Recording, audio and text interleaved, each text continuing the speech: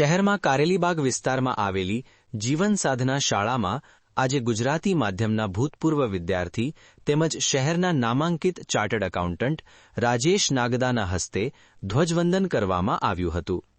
આ પ્રસંગે જીવન સાધના શાળાના ડિરેક્ટર પૂર્ણિમાબેન મહેતા તેમજ શાળાના બંને માધ્યમના આચાર્યશ્રી હાજર રહી રાષ્ટ્રધ્વજને સલામી આપી હતી. ફિઝિકલ એજ્યુકેશનના શિક્ષક હસમુખભાઈ પાઠકે રાષ્ટ્રધ્વજના રક્ષક તરીકે કમાન્ડ આપી ધ્વજવંદન કરાવ્યું હતું.